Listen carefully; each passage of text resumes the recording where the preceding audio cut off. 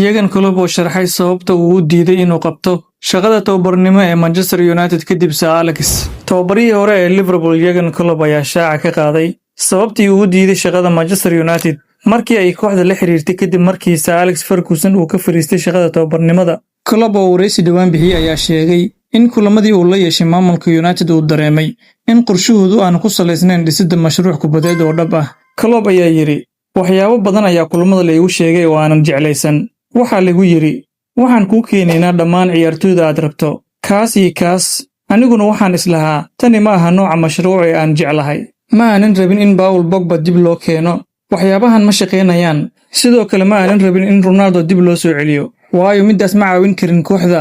Fikradoodu wuxuu ahaa in la keeno ciyaartooyda ugu fiican dunida, laakiin marnaba ma aysan soo hadal qaadin nuxurka kubadda.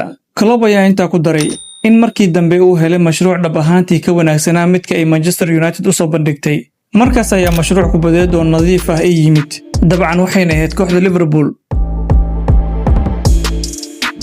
Fiidnimo wanaagsan saaxiibayaal, warbixintaasna waxay qayb ka tahay barnaamijkeeni bandhigga ciyaaraha oo aan caawa ku soo qaatay wararkii ugu dambeeyay kubadda cagta. Haddii aad ilaa dhamaadka muuqaalka nala soo gaartay ha ilaawin inaad muuqaalka like saarto, sidoo kalena aad sii share gareyso. Haddii aad nagu cusubtahay nagu soo biir oo ka mid noqo asxaabta nagu xiran. Mahadsanid.